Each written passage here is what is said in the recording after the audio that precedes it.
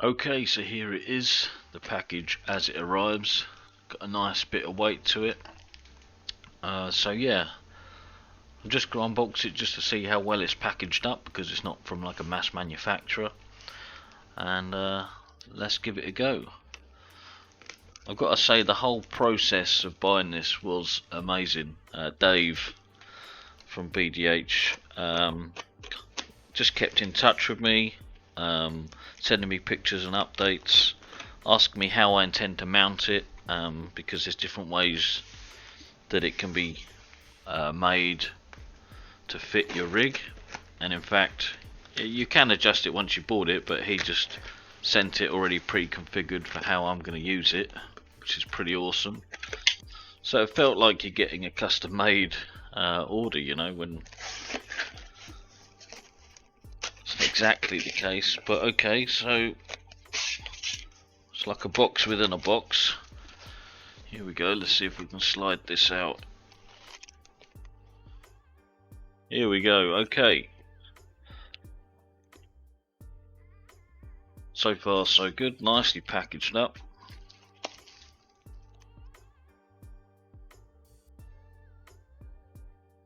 Okay, here we go. So we got the shifter knob. I got some T-slot nuts there, which he included for me because I said I'd run out, which was awesome of him. And the actual shifter itself. Strange how things feel heavier once you got them out of the box and they're smaller.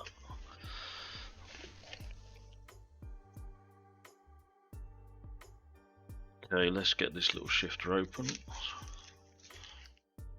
So it's a black shaft with the white mount shifter knob. Now I believe he does do black ones as well. I think it was black, but he said if whatever colour it was, I think it was black, he'd run out. I said I don't really care what colour, just, you know, whatever you've got available. Didn't want to wait around. Okay, let me just move that out of the way so it doesn't roll off in the meantime.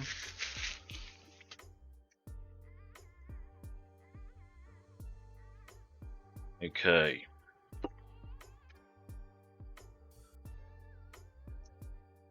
This is like an oversized lightsaber. Okay, here we go. Beautiful bit of machinery here. I love stuff like this. Who doesn't? Right, so when I say it can be mounted differently, this is the genius bit of this. Okay, so these clamps here can basically be undone and the thing can be rotated. So at the moment you can see, for me, I'm going to mount it on the side of the P1 and the shifter's going to come up. Obviously I might as well put it on.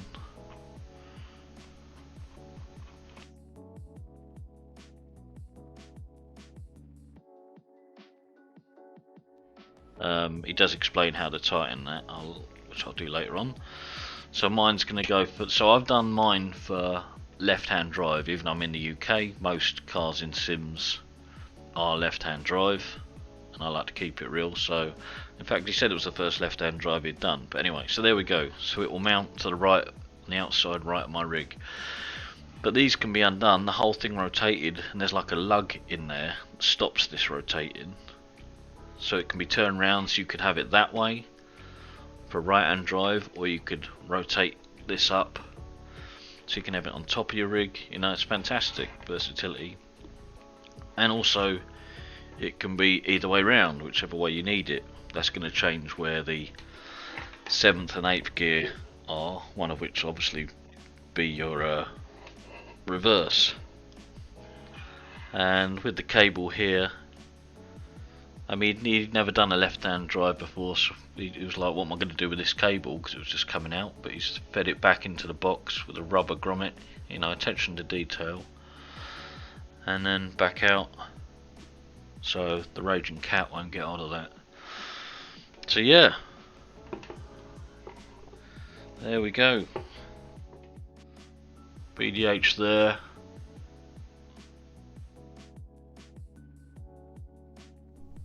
Okay, just a very quick update. When this is on here, there wasn't enough room below to actually, I wouldn't be able to put it on and get anything on here to do these up. In hindsight, really, you want bolts that need a spanner so they can just slide in, because there's no way, obviously, of getting an Allen key or a red, anything on there. So all I've had to do is undo the 8 bolts here, and these brackets come off, and just take that off. So I'm just going to mount this, obviously occasionally holding it up to it to check we've got it in the right place, tighten them up, job done. And what I say about the lug, there's this lug here which you can put in different places, and this clamps down on it, and that's what stops the whole thing rotating. Well, as well as it being clamped anyway, that's just an extra thing so it can't rotate in there. So it's just a beautiful bit of design, really lovely bit of engineering. So yeah, that's just an update. So I'll be mounting this on using T-nuts, and these are M8x16s. I'll probably stick a washer on as well, and yeah, so I'm going to get it mounted now. Okay, so after quite a bit of experimentation as to where I want to mount it, here it is in its final position. Let me get my mouse pad out of the way. This is just an old monitor mount here, bolted into the profiling, gives me a nice sturdy platform. Let me just push that out the way. Okay, so initially I had mounted it as I originally planned, where the shift shaft would be coming out 90 degrees to where it was. Basically it was mounted side on, with this coming out the side.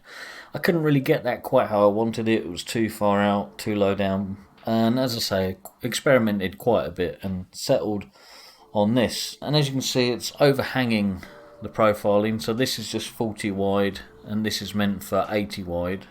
But I've just put a bracket on here and a bracket on under here, and it's rigid as anything, so it doesn't really matter. It's perfectly fine like that, so that's nothing to worry about. You don't need to mount it on 80 wide or more profiling. It will go on a 40 just as I've got it. Yeah, so as you can see, I've also got my Aiologs handbrake here. I've just used an extension to bring it out over, roughly in a real world position. It's great, still got a lot of resistance in it. That's just my Aiologs sequential, which lifts up and locks in place for when I want to use it. It's not in the way.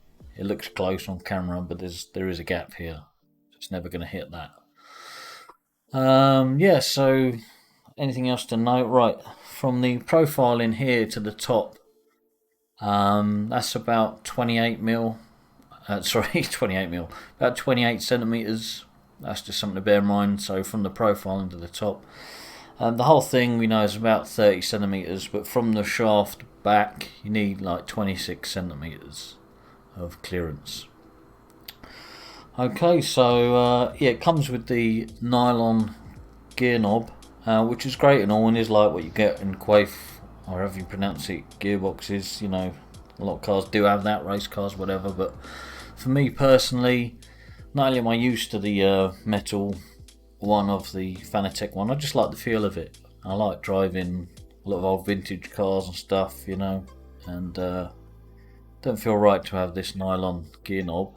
So me personally, I'm just replacing that with nice aluminium ball gear knob. Standard M10 thread, so M10 by 1.5, standard M10 thread. Okay, anything else? So here's the locking mechanism, brilliantly done. There's just a locking one there, and then you turn this back and forward. You don't need to use a Allen key, just do it finger tight. And it's very progressive, you can do a minimal amount or more, and you can really feel it having an effect. I think it's brilliant, and because it's so easy, I've used it on the go depending on what car I'm in, so I think that is phenomenal. That's the highlight of this this shifter. It's fantastic. Just to compare it with the Fanatec shifter here, right, in the Fanatec shifter there is a bit of rotational wobble. As you can see there, my fingers can rotate it a little bit. You can get it in this as well. Unfortunately, there is a tiny bit of rotational wobble. I would have preferred none, but you know, it is less than the Fanatec one. For me, I always noticed it whenever I grabbed onto it. This one, not so much. So it's minimal. So that is an improvement. Yeah, the throw is shorter on this, so the actual throw from forward to back, that distance is shorter than on the Fanatec. Let me just get that out of the way. Slightly shorter throw by about, I think it's by about 1.5 to 2 centimeters, something like that. Okay, it is quite loud in use, so I'm just going to try now recording me shifting through a little bit. I don't know how well it's going to come out, but you know, it's the best I can do. Maybe give an indication of just how loud it is. Okay, so we've got no filters on, no NVIDIA broadcast, and you can just hear me talking again at normal volume as I have been. It might sound different, obviously the microphone's angled differently, but just to give you an idea of the level we're at here. Okay, so here we go.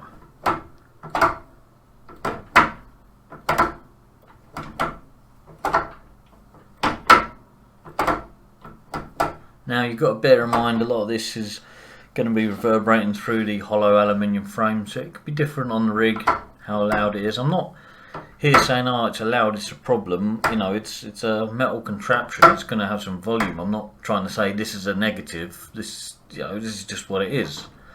And still, I've used it in the dead of night and not had any complaints yet.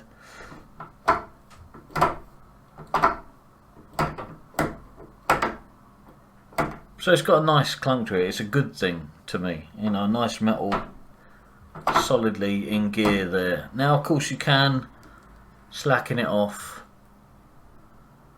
and have it really soft if you wanted, as soft as you like. You know, or you can really tighten it up. Go crazy with it.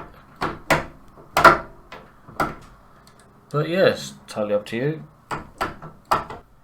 And reverse for me is push down. Sorry, not push down. Just go to the right and all the way right. There you go. And 7th is up there as well. Obviously, if you mount it the other way, spin it around. So this is at the back. Reverse would be all the way to the left. But you could have issues there with going into reverse by accident instead of first when you're a bit frantic. Okay, so let's jump in a game. Okay, so here we are in the M1 Pro Car at Nürburgring. You have to excuse my driving. I'm not in VR here, and I find it so difficult going back to flat screen. I mean, really difficult. And I'm not using a motion seat, just so you can maybe hear the shifter instead of the motion seat. And really my body expects to feel it, so it's quite nauseating, to be honest with you. Anyway, so excuses out the way for some terrible driving. So how does it feel? I mean, it's an expensive bit of kit, and you get what you pay for. It really feels like it's an expensive bit of kit. It feels amazing. You can really throw into it, you know. You can be as aggressive as you want. Turn up the force required, turn it down, depending if you're in a modern road car or race car. But you can really crunch through the gears, confident you cannot hurt this thing.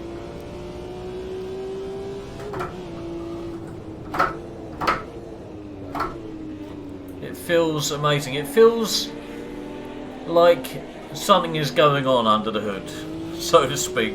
Something is going on in here. It's not just moving in and out of a gate with a switch. There's things... oh, hello. There's things going on. And that's what you need. I'm going to dial it up a little bit. So you can just do it on the go. Like that.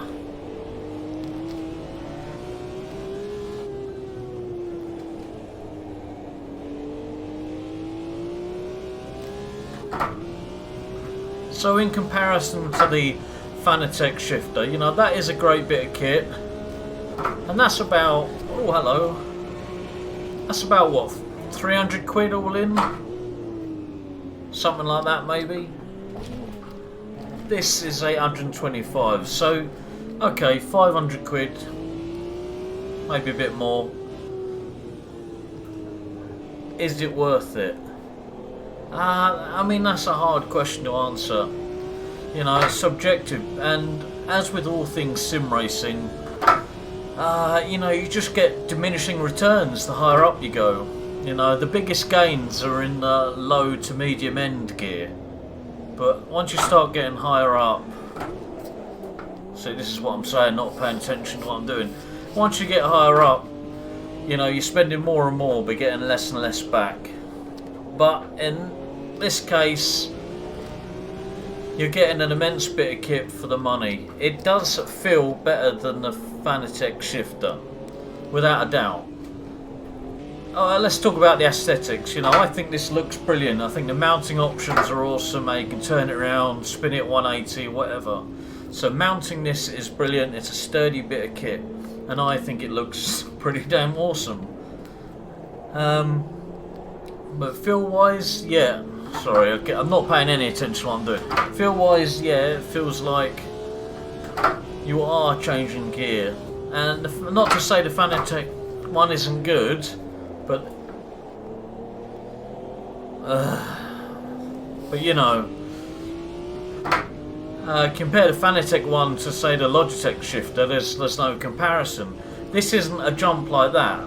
This isn't, you can't compare jumping from the Fanatec to this the same as Logitech to Fanatec. It's a small gain, but the gains are there. It's in feeling like you're actually changing something, there's stuff going on. It's in having the amazing dial, the general aesthetic and the sturdiness.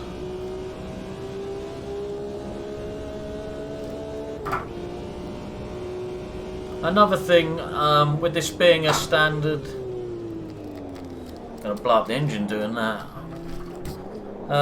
Being a standard M10 thread, I can put this extension that's on the handbrake, I can put that on here and have it further up. I did experiment with that.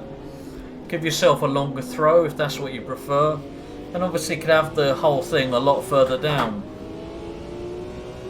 It felt pretty good, but in the end I just like this short little throw. So yeah, the gains are there, but it's up to yourself. For me, I'm happy I bought it. You know, I've got the sequential shifter here. Again, that's added more money. So value for money wise, sure, you're getting sequential and a H shifter with a Fanatec. Great bit of kit. But if we're just talking about H shifters, this is better. And if you're going for the high end kit, this is what you want. Of course, you got the Pro Sim, which is even more. Getting on nearly double the price of this. I haven't used it. I can't compare it. I can't imagine it really being much different from what I've got here. Certainly that doesn't have all the mounting options this has.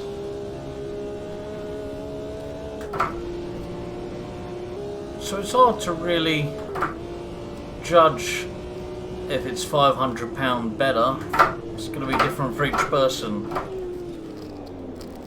It's an expensive bit of kit, sure, but the love and craftsmanship that goes into it speaks for itself.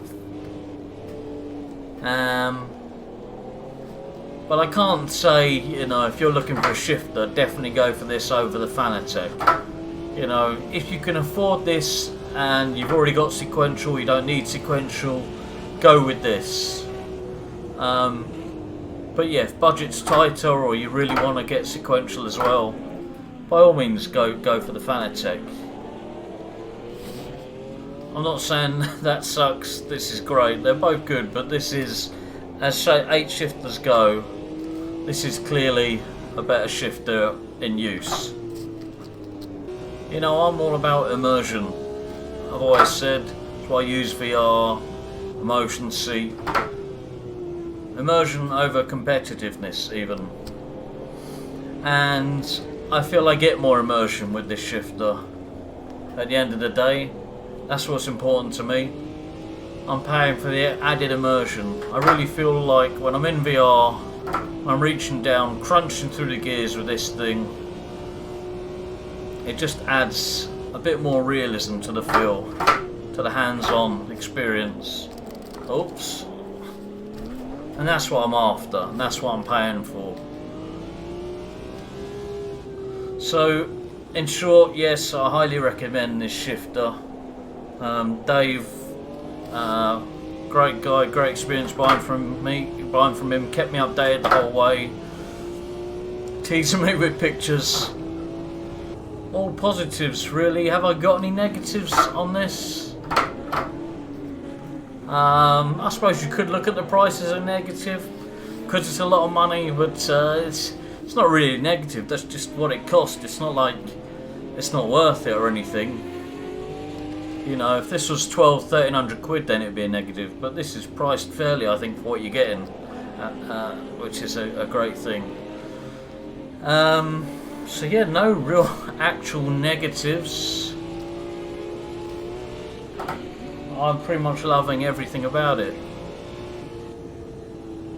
And you know, I'm not sponsored by him or anything like that. He doesn't even know I'm making a video in my tiny little corner of YouTube. But there we go. Look, if you've got any questions about this shifter, if you want me to show anything, you want any pictures or whatnot, give me a shout. I'll always try to respond and adhere to requests. But for now, that'll do it, and I'll catch you later. Cheers.